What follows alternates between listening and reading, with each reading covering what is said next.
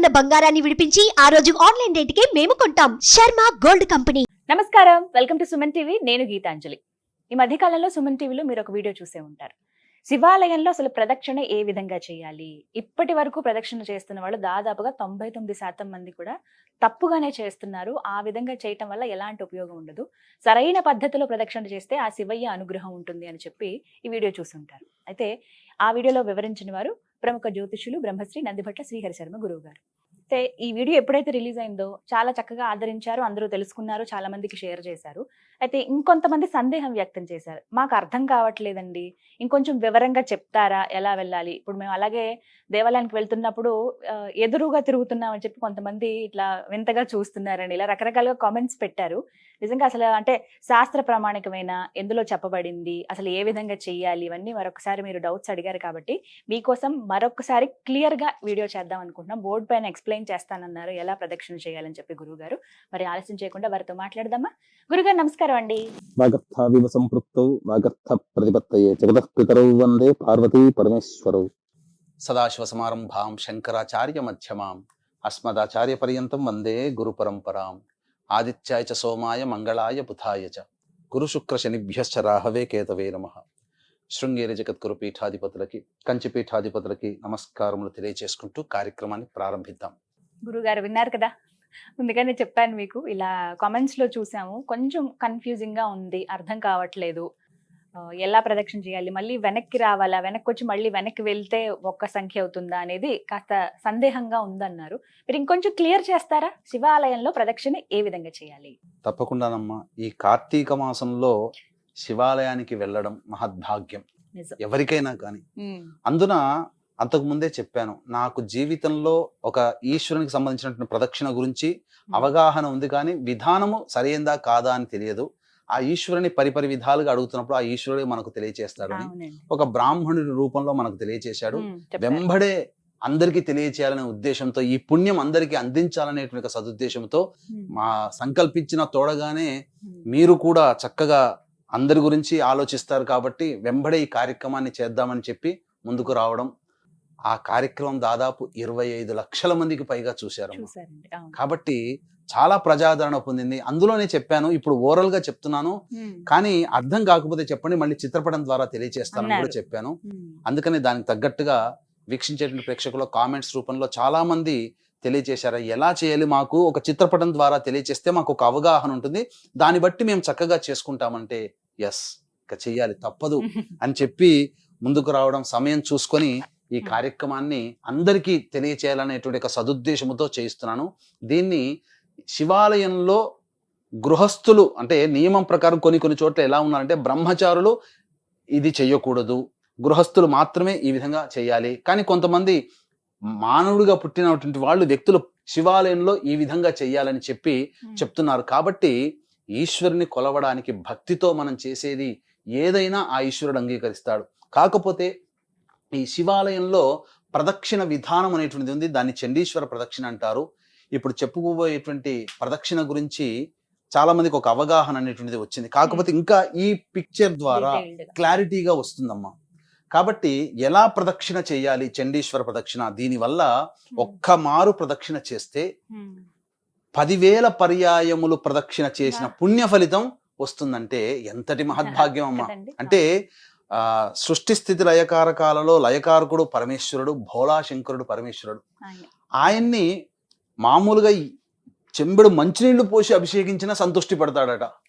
మరి అంతటి సంతృష్టి పడినటువంటి పరమేశ్వరుడు మానవాళికి ఇంకా సంతోషాన్ని అందించడం కోసం తన చుట్టూ ఎన్ని ప్రదక్షిణలు చేస్తారయ్యా, మీరు ఈ విధంగా ఒక ప్రదక్షిణ చేయండి, ఆ విధంగా చేయడం వల్ల నా చుట్టూ 10,000 పర్యాయములు తిరిగినటువంటి ప్రదక్షిణ ఫలితాన్ని మీ ఖాతాలో వేస్తానని చెప్పి ఆ పరమేశ్వరుడే లింగ పురాణంలో తెలియచేయడం జరిగింది, శివ పురాణంలో తెలియచేయడం జరిగింది.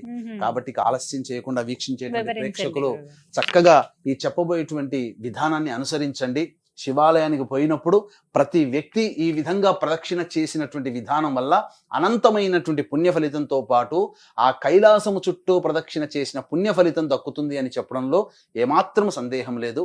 ఇక వీక్షించేటువంటి ప్రేక్షకులకి ఈ యొక్క రాబోయేటువంటి 2025 సంవత్సరం కుటుంబ సభ్యులు అందరికీ కూడా జాతకరీత్యా ఉన్నటువంటి సర్వదోషాలు తొలగిపోవాలని ప్రతి నెల ఒక్కొక్క పుణ్యక్షేత్రంలో సర్వదోష నివారణ హోమాలు అనేటువంటివి జరిపించడం జరుగుతుంది. విద్య, వివాహ, ఉద్యోగ, దాంపత్య, సంతాన, అనారోగ్య సమస్యల నివారణార్థమై సర్వదోష నివారణ హోమాలు సంవత్సరం పాటు మీ కుటుంబ సభ్యుల గోత్రనామాదులతో ఒక్కొక్క నెల ఒక్కొక్క పుణ్యక్షేత్రంలో చేయించడం జరుగుతుంది. అవకాశం ఉన్న వాళ్ళు కార్యక్రమ తదనంతరం కాంటాక్ట్ చేసి పూర్తి వివరాలు తెలుసుకోవచ్చు.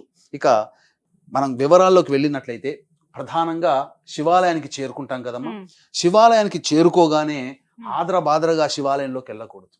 మొట్టమొదలు ధ్వజస్తంభం దగ్గర, ఇక్కడ ధ్వజస్తంభం అని రాశాను, వీక్షించే ప్రేక్షకులు గమనించాలి. ఈ ధ్వజస్తంభం దగ్గర నిల్చుని ఆ ఈశ్వరుని దర్శనం చేసుకోవాలి. దర్శనం చేసుకున్న తర్వాత ఆ ఈశ్వరుడికి ఎదురుగా నంది ఉంటుందమ్మా. అయితే ఈ శివాలయం ఇదంతా గర్భాలయం అయినప్పుడు ఈ శివాలయంలో ఈ ఈశ్వరునికి అభిషేకం చేసిన జలమంతా కూడా ఒక చోట బయటికి వెళుతుంది. అక్కడే మనకు ఇక్కడ ఈ సంబంధించినటువంటి సోమసూత్రము అనగా పానపట్టము, ఇక్కడ చండీశ్వరుని యొక్క స్థితి ఉంటుంది. ఇక్కడ చండీశ్వరుని విగ్రహం లేకపోయినా ఈ నీరు బయటికి వెళ్ళే, గర్భాలయం నుంచి నీరు బయటికి వెళ్ళేటువంటి ప్రదేశమే చండీశ్వర స్థానముగా గుర్తించుకోవాలి మొదలు. ఇక దేవాలయంలోకి అడుగు పెట్టగానే ధ్వజస్తంభం దగ్గర లోపల ఉన్నటువంటి శివుణ్ణి ఒక్కసారి మనసారా నమస్కారం చేసుకుని ఈ ధ్వజస్తంభం దగ్గర నుంచి ఇలా మొదలు పెట్టుకుంటూ ఇలా లోపల శివాలయం గర్భాలయంలోకి వెళ్లకుండా ధ్వజస్తంభం పక్క నుంచి ఇలా ఎడం వైపున ఇలా వెళుతూ ఈ విధంగా పానపట్టం దగ్గరికి రావాలి. అంటే ఈ అభిషేక జలము వెళ్ళిపోయేటువంటి ఆ ప్రదేశం దగ్గర రావాలి. ఇక్కడ ప్రమథగణాలు చండీశ్వరుడు కొలువై ఉంటారట. కాబట్టి ఈ నీరు బయలుపడేటువంటి ప్రదేశాన్ని దాటకుండా ఆ ప్రదేశం దగ్గర ఉండి ఒకసారి ఆ చండీశ్వరునికి నమస్కారం చేసుకుని మళ్ళీ అపసవ్య దిశలో వెనక్కి రావాలి. మళ్ళీ ఈ విధంగా వెనక్కి వచ్చి ధ్వజస్తంభం దగ్గర నిలబడి ఒక 5-10 సెకండ్లు నిలబడి లోపల ఉన్నటువంటి ఈశ్వరునికి నమస్కారం చేసుకోవాలి. నమస్కారం చేసుకుని ఈ ధ్వజస్తంభం దగ్గర నుంచి ఈ విధంగా మళ్ళీ చండీశ్వరుని దగ్గరికి రావాలి. మళ్ళీ అంటే ఈ అభిషేకం చేసినటువంటి నీళ్లు బయలుపడేటువంటి ప్రదేశం దగ్గరికి రావాలి, దాటకూడదు. వచ్చి మళ్ళీ అక్కడ చండీశ్వరునికి ఒకసారి ప్రమథగణాలకి నమస్కారం చేసుకుని, ఉన్నా లేకపోయినా అక్కడ ఒక్కసారి నమస్కారం చేసుకుని మళ్ళీ వెనక్కి తిరుగుకుంటూ ధ్వజస్తంభం దగ్గరికి వచ్చి చేరాలి. చేరి ఈశ్వరునికి నమస్కారం చేసుకుంటే ఒక ప్రదక్షిణ.